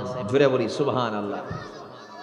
আমার নবী বুঝতে আর দেরি রইলেন না, রাসূল পাকের বোঝার আর বাকি রইলেন না যে হারেসা বিন নোমান জান্নাতের এই নেয়ামত পেয়েছেন একমাত্র মার খেদমতের কারণে। উম্মতের ভিতরে নবীজি বলেছেন ওয়াকানা আবিরুন নাস, সে ছিলেন অত্যন্ত বেশি মা বাবার খেদমতকার। জোরে বলি সুবহানাল্লাহ। ওয়াকানা আবিরুন নাস বিউম্মিহি, সে ছিলেন মা অতীব খাদেম, অতিরিক্ত খেদমত করেছে মা। রাসূল বলেছেন, নবীজি বলেছেন কাযালিকুমুল বির, এটাই হচ্ছে তার পুণ্যের বদলা, এটা হচ্ছে তার সদাচারের প্রতিদান। সে মা বাবার প্রতি ইহসান করতে পেরেছে, যার দরুন আমি রাসূল জান্নাতে তার কোরআনুল কারীমের তেলাওয়াতের শব্দ শুনেছি। জোরে বলি সুবহানাল্লাহ। আমার নবী বেলালের এই দৃশ্য দেখে, হারেসার দৃশ্য দেখে বেলালকে জিজ্ঞেস করলেন, বেলাল জান্নাতে গেলাম, তোমার এই কাণ্ডগুলা দেখলাম, কেন? তোমার এত আজিম দারাজার আল্লাহ দিয়েছেন, কি কারণে তুমি মনে করো? বেলাল বলছে, ইয়া রাসূলুল্লাহ, আমার তেমন কিছু নাই, তবে একটা জিনিস আমার আছে, একটা আমল আমার আছে। সেটা কি? আমি নবী নিয়মিত আপনার একটি সুন্নাত আদায় করি। সেটা কি? নবীজি আপনার আমাকে মুয়াজ্জিনে রাসূলের দায়িত্ব দিয়েছেন, আমি আপনার পক্ষ থেকে আল্লাহর এই জমিনে উম্মতদেরকে ডাকি নামাজের জন্য, সালার জন্য। নবীজি আপনি আমাদেরকে বলেছেন, যখন বান্দা মসজিদে কদম দিবে, সহিহ বুখারীতে এসেছে হাদিস কানা, সে যেন কদম দিয়ে না বসে দাঁড়ানোতেই নামাজ আদায় করে নেই 2 রাকাত। জোরে বলি সুবহানাল্লাহ। সে যেন 2 রাকাত আদায় করে তারপরেই বসে মসজিদে। তা নবী আমি প্রথম মসজিদে কদম দিয়ে বসি না, 2 রাকাত সুন্নত আদায় করি। সেটা প্রত্যহ, প্রতিনিয়ত, প্রতি ওয়াক্তে মনে হয় আমার আল্লাহ আমার এই 2 রাকাত সুন্নতকে ভালোবেসে আমাকে জান্নাতের আজিম দারাজাত দিয়েছে। জোরে বলি সুবহানাল্লাহ। 2 রাকাত সুন্নত কয় রাকাত? একটা সুন্নত যদি আমি আপনি আমার আপনার জিন্দেগিতে জাগ্রত করতে পারি, আমার নয় বলে ফালাহু আজরু মিআতা শাহীদা, আল্লাহ আমাকে আপনাকে 100 শহীদের সওয়াব দান করবেন। সুবহানাল্লাহ জুড়ে বলেন। তাহলে আমরা সেই নবীজির সুন্নাহগুলোর থেকে আজকে অনেক দূরে, আমরা নবীর সুন্নাহগুলোকে মানতে পারি না। আল্লাহ বলেছেন নবীর সুন্নাহ মানো, রাসূলকে মানো, কিন্তু আমরা রাসূলকে মানতে পারি না। আল্লাহ বলেছেন নবীর অনুসরণ করো, আমরা নবীর অনুসরণ করতে পারি না। আল্লাহ বলেছেন আতিউ রাসূল, আমরা নবীজির ইতাআত করতে পারি না। তাহলে দেখেন, আমরা যদি রাসূলের ইতাআত করতে পারতাম, নবীর কথাগুলো যদি আমরা মানতে পারতাম, এই আখিরি জামানায় হাদিসে এসেছে কেউ যদি একটা নবীর সুন্নতকে জাগ্রত করতে পারে, সেই 100 শহীদের সওয়াব পেয়ে যাবে। যেমন দাঁড়ি রাখা, এটা কার সুন্নাহ? জুড়ে বলেন, আরো জুড়ে বলেন। মা বাবার খেদমত করা কার সুন্নাহ? এতিমের প্রতি দয়া করা, হাত বোলানো মাথায়, দোস্তদের পাশে দাঁড়ানো, রোগীদের সেবা করা, জানাজার নামাজ পড়া, এগুলো সবগুলো কার সুন্নাহ? কবর জিয়ারত করা কার সুন্নাহ? কথার আগে সালাম দেওয়া কার সুন্নাহ? খাইতে বসতে, উঠতে বসতে, চলতে ফিরতে নবীর সুন্নাহ আছে না নাই? আমি যদি নবীর সুন্নাহ নিয়ে বলি অনেক টাইম যাবে। আমরা যদি ঘুম থেকে ওঠার পর থেকে যদি কাউন্ট করার চেষ্টা করি, তাহলে একজন বান্দা ঘুম থেকে উঠে ঘুম যাবার আগ পর্যন্ত, তার মানে ঘুমোত্তুন উড়ি সকালবেলা, রাতের বেলা ঘুম যাবা পর্যন্ত 1000 গান অজ্ঞ বান্দাই চাইলে আর নবীর সুন্নাত আদায় করি পারে। বড় উড়ি হরো। আমার সংগ্রহে একটি বই আছে, দৈনন্দিন জীবনে 1000টি নবীর সুন্নাহ। দৈনন্দিন জীবনে 1000টি নবীর সুন্নাহ। এখানে এসেছে একজন ব্যক্তি চাইলে দৈনিক 1000, কয় হাজার? দৈনিক 1000, একদিনের ভিতরে। তাও কয় দিনের ভিতর? একদিনের ভিতর একজন ব্যক্তি চাইলে 1000টি আমার নবীর সুন্নাহ সে ভালোভাবে আদায় করতে পারে। জোরে বলি সুবহানাল্লাহ। কিভাবে? আমরা যদি একটু তাকাই যে একজন ব্যক্তি সকালবেলা ঘুম থেকে উঠে সর্বপ্রথম সে ঘুম থেকে উঠবে কিভাবে? আমরা তো ঘুম থেকে উঠি দিনের 12টা বাজে, এবে কি সকাল আসে না, না দুপুরে গিয়ে হতা হন না কি যে গিয়ে এবে আবার বোধ কে বিজ্ঞান বানায় ফেলার দিন দিলেও আসে না নাই আসে। আইজুক সকাল হত তুড়িবেন আনবী সুন্নাহ কি ব্যাপারে সহি বুখারীতে শিকানা ইয়াকুমু ইজা সামিআ সারিহা। আম্মা জান আয়েশা বলছে আমার নবী কখন ঘুম থেকে উঠতো, এ ব্যাপারে রাসূল আরবীর স্ত্রী সর্বকনিষ্ঠ যিনি ছিলেন সেই কনিষ্ঠ স্ত্রীকে জিজ্ঞেস করা হলে তিনি উত্তর দিলেন যে আমার নবী ভোর সকালে মোরগের ডাক দেওয়ার সময় ঘুম থেকে উঠে যাইতেন। জোরে বলি সুবহান। তাইলে প্রত্যুষে ঘুম থেকে ওঠা, ভোর সকালে ঘুম থেকে ওঠা কার সুন্নাহ? আমার নবীর সুন্নাহ। 2 নম্বরে যে এই ব্যাপারে কোরআনুল কারীম আয়াত এসেছে ইন্না রাব্বাকা ইয়ালামু আন্নাকা তাকুমু আদনা মিন তুলাতাইল লাইলি ওয়া নিসফাহু ওয়া সুলুসাহু ওয়া তাইফাতুম মিনাল লাযিনা মাআকা, যে হে নবী আপনি কখনো কখনো ঘুম থেকে রাতের 2/3 সময়, কখনো অর্ধেক রাতের সময়, কখনো 1/3 সময় আপনি উঠে সালাতে দাঁড়িয়ে থাকেন, এবং শুধু আপনি উঠেন না, আপনার উম্মতের ভিতর সাহাবীদের ভিতর অনেকেই আপনার মতো এই আমলটা করেন। জোরে বলি সুবহান। তাহলে এই আয়াত আবার প্রমাণ দিচ্ছে আমার নবী শুধু ভোর সকাল উঠতেন না, মাঝরাত উঠতেন, রাতের 1/3 পার হওয়ার পর উঠতেন, রাতের 2/3 পার হওয়ার পর উঠতেন, রাতের 4/3 সময় পার হওয়ার পরে রাসূল আরবী ঘুম থেকে উঠতেন। তাহলে শুধু ভোরে নয়, রাতের 2/3 অর্ধাংশে 1/3 ঘুম থেকে ওঠা আমার নবীর সুন্নাত। জোরে বলি সুবহান। এরপরে আসেন রাসূল আরবী ঘুম থেকে উঠে কি করতেন। আমার নবীর এই ব্যাপারে সুন্নাহ হচ্ছে যে উম্মত ঘুম থেকে উঠে বিছানার মধ্যে বসে তার হাত দিয়ে 2 চোখকে মাসাজ করে, একটু করে এভাবে 2 চোখকে মাসাজ করে উম্মত বিছনায় বসে ঘুমের বাম দূর করবে। এটাই আমার নবীর সুন্নাত। জোরে বলি সুবহান। এই ব্যাপারে হাদিসে এসেছে, সহিহ বুখারীর 183 নং হাদিসে এসেছে যে আমার নবী যখন ঘুম থেকে উঠতেন, ঘুম থেকে ওঠার পরে আমার নবী ঘুম থেকে ওঠার পরে ইস্তায়কাযা রাসূলুল্লাহ সাল্লাল্লাহু আলাইহি সাল্লাম ফাজলাসা ইয়াসমাহু আন-নাওমা আন ওয়াজহি বিয়াদিহি। আমার নবী ঘুম থেকে উঠে বিছানায় বসতেন। কোথায় বসতেন? বিছানায় বসতেন। বসার পরে আমার নবী তার আপন হাত দিয়ে ইয়ামসাহুন নাওমা আন ওয়াজহি বিয়াদিহি, আমার নবী আপন হাত চোখের মধ্যে মাসাজ করে চোখ ডলি ডলিয়ে নবী ঘুমের ভাব দূর করতে বড় করে ফেলেন। সুবহানাল্লাহ। ঘুমের ভাব দূর করার পর আমার নবী দোয়া পাঠ করতেন। সহিহ বুখারীতে এসেছে আমার নবী দোয়া পাঠ করতেন যে ক্বালা বিসমিকা আমুতু ওয়া আহইয়া। আমার নবী এটা পাঠ করতেন। অন্যান্য বর্ণনাতে এসেছে ঘুমানোর সময় এটা পাঠ করতেন। আর ঘুম থেকে ওঠার পরে ওয়া ইজা কামা ক্বালা আলহামদুলিল্লাহিল্লাযী আহইয়ানা বা'দা মা আমাতানা ওয়া ইলাইহিন নুশুর।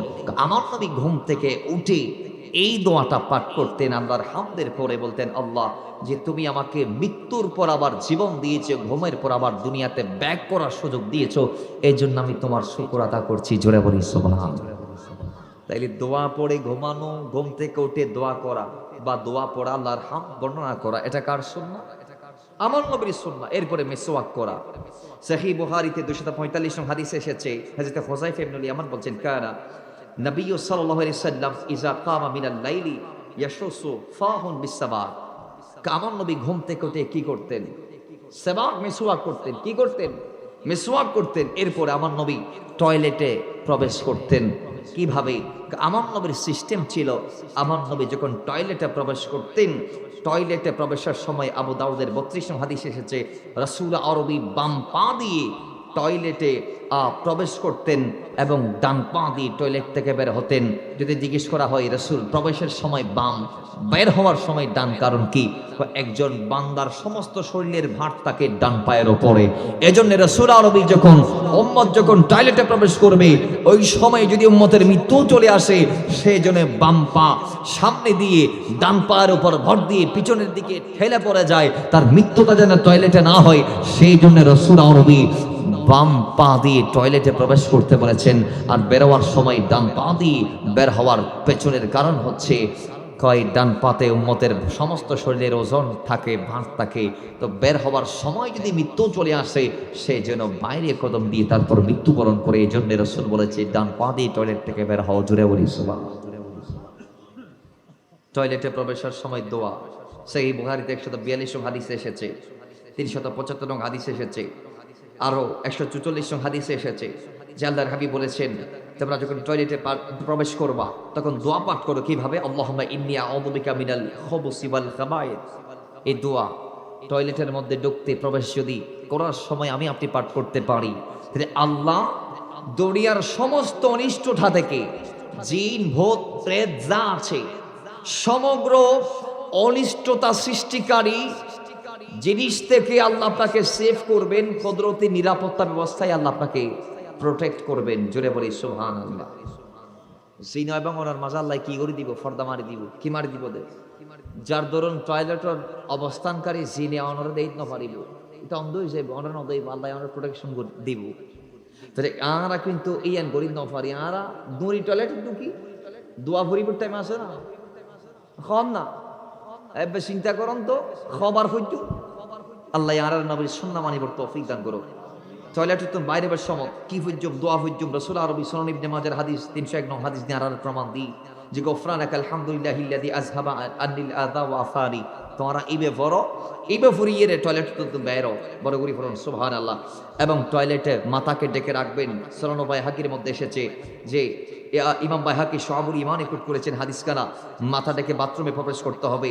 এরপরে কানজুল উম্মানের 17872 নং হাদিসে এসেছে টয়লেটে জুতা স্যান্ডেল ইত্যাদি কদমে দিয়ে তারপরে আপনি প্রবেশ করবেন, কারণ সেখানে ক্ষতিকারক বিভিন্ন জীবাণু আছে। আছে না নাই? যে ইনজেন কদমত ন লাগে, শরীরত ন লাগিয়ে নল্লাই রাসূল আরবি জুতা কিংবা স্যান্ডেলের হতা হই। সেই বুখারী 144 নং হাদিসে এসেছে আপনি টয়লেটে ঢুকে ক্যাবলার দিকে মুখ করে বা পিঠ দিয়ে বসতে পারবেন না, আপনাকে ডান কিংবা বাম দিকে হয়ে বসতে হবে। এরপরে যথাসম্ভব আপনি টয়লেটে ঢোকার পরে সতরটা খুলবেন বসার অধিক নিকটবর্তী হয়ে। কিন্তু আজকের সমাজে দেখা যায় আমরা টয়লেটে ঢোকার পর পরেই উলঙ্গ হয়ে যায়, ঠিক কি না? নামাতন্দে ইয়ারা মৃত্যু হয়ে গিয়ে নাকি দুনিয়ার নাই ফাল্লা আরা মালাকুল মতাই গিয়ে না কোনো নবীজি খদ দে টয়লেটত কদম দি ঢুকি একেবারে বোয়ার নিকটবর্তী ওই রে তোমারা সতরের খত তুলিবে, কিন্তু আর টয়লেটের ঢুকি দরজাকান বাদি মতো অনেকে খর তুলি ফেলাই। ইয়েন ঠিক ন সহি সুনান তিরমিজি তাইশি সুনান নাসাই তাইশি হাদিসিবে যে আননবী খদ দে তোমারা প্রস্রাব পায়খানার অধিকতর নিকটবর্তী ওই রে, তারপরে কি র তোমরা সতর কুলো এবং তোমরা বইরে তোমার হাজতর সারো তীরে প্রস্রাব পায়খানা নগরিবেন এবং হন্ডিলে জাগাত প্রস্রাব পায়খানা ঘুরিবেন। রাসূল আরবি হই নরম জাগাত কেয়া শক্ত জাগাত যদি তুমি প্রস্রাব করো তাহলে প্রস্রাবের সিটা গা টাইবের সম্ভাবনা আছে। কিন্তু দুর্ভাগ্য হইও সত্য আজ আর সমস্ত টয়লেট ব্যাগিন কি শক্ত শক্ত, ঠিক না বেঠিক? সিরামিকের টয়লেট, ইয়ের টয়লেট সিরামিকের টয়লেট, এবং অনেকেই যারা সিরামিক বয়দ না পারি তারা আরা ওই অদে পাকার মশলা দিয়ে রে ইত্যাদি ইত্যাদির মাধ্যমে জিনার আগে ইউজ করি জিলামি নারা ইউজ করি, তাহলে কিন্তু ব্যাগিন নিরাপদ টয়লেট কিন্তু একখানো আদর্শিক টয়লেট ন। আদর্শিক টয়লেট হন্ডিন সমাজে তো না পাইবেন না, আছে না হন না, আছে না? এতাল্লাই আদর্শিক টয়লেট যদি করতে চান আর বিশেষ করি আরা ওয়াশরুম যেতে আরা গুজুম সবচেয়ে সতর্ক আরা তুলে তেমন পরিবর্তে আন্নবে হদ্দ খবর মাঝে অধিকাংশ আজাব চলে দে প্রস্রাব পায়খানা তুন আরা ভালো মতো পাকার সাপ নওয়ার কারণে। তাহলে খবরত আজাব মৃত্যু তাইতে মন চাইলি প্রস্রাব পায়খানার একটু ভালোভাবে গড়ানোর দরকার আছে নাই? বড় করি এখন আরো বড় করি আল্লাহ আর ভালোভাবে গরিবর তৌফিক দান করুক, সতর্কতার সহিত গরিবর তৌফিক দান করুক। এবং প্রস্রাব পায়খানার নাপাক চিটা সতর্কতায় বেরলে বুখারী শরীফের 218 নং হাদিসে তার নবী হয়ে এরপরে ডিলা কুলুকের ব্যাপারে বাইহাকিতে 517 নং হাদিসে এসেছে ডিলা ও পানি খরচের সময় বাম হাতে বাহার করার কথা। সহিহ বুখারীতে 154 নং হাদিসে এসেছে প্রস্রাবের ফোঁটা আসা বন্ধ হওয়া পর্যন্ত সামান্য হাঁটা চলার কথা হাদিসে পাক এসেছে, যেটা সুনান ইবনে মাজাতে এসেছে। এবং প্রস্রাব পায়খানার জন্যে এমনভাবে জায়গা নির্ধারণ করতে হবে যেই জায়গায় প্রস্রাব পায়খানা করলে যাতে কারো চোখে না পড়ে, ঠিক না বেটি? আমাদের গ্রামাঞ্চলে দেখা যায় আমরা অতিরিক্ত গরিব হওয়ার কারণে যেখানে সেখানে টয়লেট বানাই, ঠিক কি না? এবং আমরা টয়লেট করি, অনেকেই আমাদেরকে দেখার সম্ভাবনা আছে। টোলা ফুলো গিয়ে দেবো তালি জোড়া দিন না আড়া নাকি, ঠিক নেবে ঠিক। টয়লেটের ছিদ্র আছে, বাড়ির তো মানুষ দেখে, তা আল্লাহ বেখতে না আনলে চলো তোরা সতর যেন কেউ না দেখে। শোনা আবু দাউদের 2 নং হাদিস, আল্লাহ বেখতে খবরদার প্রস্রাব পায়খানার স্থানে এন জায়গা নির্মাণ করো, নির্ধারণ করো যে জায়গা হাজত সারিলে যাতে কেউ সগত ন করে, কেউ যাতে ন দেখে। সুবহানাল্লাহ করুন। আল্লাহ ইয়ার এইভাবে শরীরের তৌফিক দান করুক। এবং এইভাবেই পেশাক পায়খানার 15টি একাধারে 15টি সুন্নাহ আছে। এটা শুধু এই 15 সুন্নাহ বেগিন টয়লেট কেন্দ্রিক। কি কেন্দ্রিক? এই 15 সুন্নাহ বেগিন টয়লেট কেন্দ্রিক, একটু বাড়ি উজু কেন্দ্রিক। নবীর সুন্নাহ আছে প্রায় 17 হওয়ান শুধু অজুর ক্ষেত্রে, হওয়ান সুন্নাহ 18 সুন্নাহ। কিভাবে হয়? নাম্বার 1 ওই দে অজুর শুরুতে বিসমিল্লাহ হন, অজুর 2 হাত কবজি পর্যন্ত 3 বার ধোবন, কুলিগরণ নাকত ফানি দন, বাম হাত দিয়ে এর নাকত ফানি দন। এভাবে ইনার প্রত্যেক হাদিসত আইসি, প্রত্যেক সে হাসিতার কিতাবত নাইসি মুখত নাকত ফানি পৌঁছন, হাত একবারে ফানি দিয়ে রে কুড়িও নাকে পানি প্রবেশ করন, মেসওয়াক করন, মুখ দিয়ে ধত করিবার সমত গণদারি জানাতে আসে ইতারা অল দিয়ে খেলাল গড়িব এবং পূর্ণমাতা মাসে গড়িব। আঙ্গুল এবং পায়ের ফাতাই পানি পৌঁছানো। কেয়া আর অনেকের ফার আঙ্গুল ঘন ঘন আসে না নাই, তা আরা যদি ট্যাপসারি দিয়ে রুদ্দি ফাগান লাগাই দিলি, এর যদি একটু জিবেরা হয়, জিবেরে খেলাল হয়, এবার যদি আরা নগরী আর ওজুর ক্ষেত্রে মাদমাদা নাকত পানি পৌঁছন এবং গড়গড়াগরণ যদি আরা নগরীলি, তাহলে আর সমস্ত অর্গানের মাঝে পানি পৌঁছিবার সম্ভাবনা নাই। এটা লাইক কুলি ঘুরিবেন ভালোভাবে, একেবারে মাদমাদা সহকারে ইস্তিনশাক ঘুরিবেন, নাকত পানি পৌঁছেবেন ভালোভাবে, এবং ফার ওন দাড়ি ঘন লিন খেলা গড়ানোর দরকার আছে না নাই? আল্লাহ রে গরিবর তৌফিক দান করো। এইভাবে শুরু করিয়ে রে প্রায় 18 নবীর সুন্নাহ আছে ওজুর ক্ষেত্রে।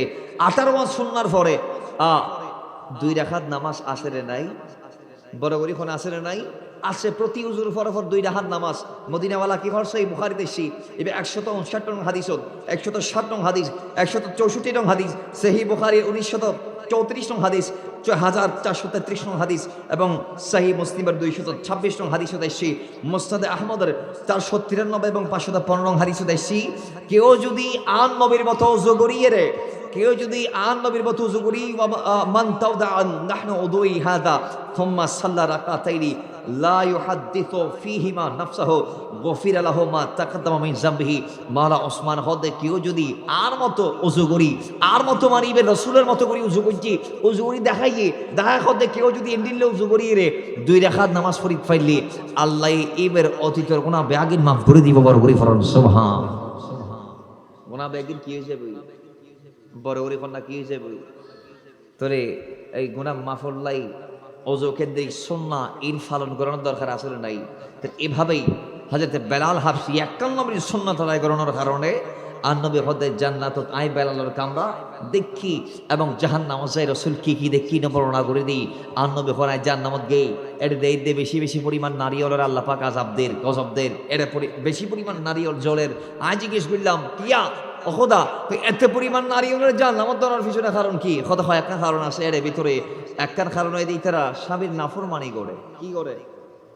আর মা লক্ষণ একাশ আছে, যা দিবেন আজীবন দিও, একদিন দিন নাও পারেন কিছু না ধরো, আর আজীবন করছুন একদিন করি নাও পারেন কিছুই না করো। তুই আল্লাহ খন দিন কি যোগ হতা হব দিকেত, তুই খন দিন আর হতাও নিলে হতা হব দিকেত, তুই সবসময় আল্লাহ করা হতা হব দে ইকেত।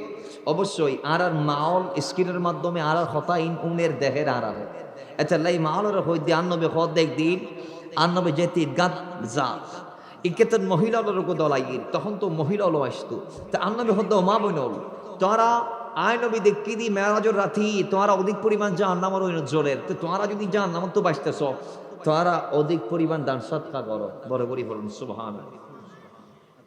অধিক পরিমাণ কি করো? দান সদকা করো। তো আর মদিনাওয়ালা ইয়ান খনর ফরিতে রাখা দিয়ে ইয়া রাসূলুল্লাহ আর জাহান্নাম কি লে যাইও, আর তো বেশি নাক্কার, আর কোরআন শরীফ নসারি জামাইবে বাদ দি টলটল করে, আর কোরআন শরীফ বইতে জামাইবে নামাজ তো পড়ে আর নামাজ পড়ি, জামাই কোরআন শরীফ নৌ না আরা করি, জামাই আল্লাহ জিকির ন করে আরা করি, সে আরা তো খুদা আরা তো নবী আল্লাহর সারা আর কিছু ন বুঝি, আরা জীবন আল্লাহ করি, তারপরে যান নামাজ যাইম বা আন্নব কথা বাদে কিছু কারণ আছে, তার মধ্যে একখান কারণ তোরা স্বামীর কি করো, নাফরমানি করো, অবাধ্য তো খন্ডিল্লি হদে তোরা জামাই যা দিয়ে আজীবন দিয়ে কিন্তু একদিন দিন নফাইলি আজীবনের কি ব্যাগিনের স্বীকার করি এর তোরা উল্টা ফাল্টা শব্দ চয়ন করি এর ব্যাগিন শেষ করি দাও। এরপরে আল্লাহ পাক তোরা দিনের ব্যাপারে অপূর্ণ গণনার পরেও, জ্ঞানের ব্যাপারে অপূর্ণ গণনার পরেও তোরা অজ্ঞ দিনদার সুচতুর জ্ঞানবান পুরুষর জ্ঞানের সেকেন্ডের ভিতরে তোমরা আহরণ করে ফেলাইতে পারো। তার মানে 1 সেকেন্ডে পাগল বানায় ফেলতে পারে একটা নারী স্বামীকে, ঠিক নেবে ঠিক। অথচ আল্লাহ নারীকে নিসফুল আকল দিয়েছে, আমাদের অর্ধেক জ্ঞান দিয়েছে, এবং তাদের দিন আমাদের দিনের অর্ধেক নিস।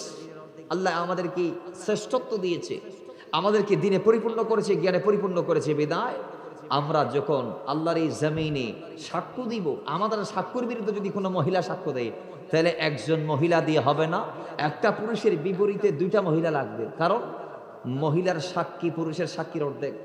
তাহলে একজন পুরুষের বিপরীতে বিয়ের ক্ষেত্রে, বিভিন্ন অন্যান্য কাজের ক্ষেত্রে আপনি যদি মহিলার সাক্ষী মানান, তাহলে 2 জন মহিলা লাগবে। কথা বলেন কয়জন? নবীজি বলে এটা তোমাদের জ্ঞানের অপূর্ণতা, আর তোমাদের দিনের ব্যাপার অপূর্ণতা হচ্ছে একজন পুরুষ মৃত্যুর আগে তার নামাজ মাফ নাই, মরণের আগে ঈদের নামাজ। কিন্তু তোমরা যখন ঋতুমতি হও, তোমরা যখন হায়েজা হও, আল্লাহ তোমাদেরকে নামাজ মাফ দিয়েছেন, আল্লাহ তোমাদেরকে নামাজ মাফ দিয়েছে। কিন্তু পুরুষ মৃত্যু সজ্জায় তার নামাজ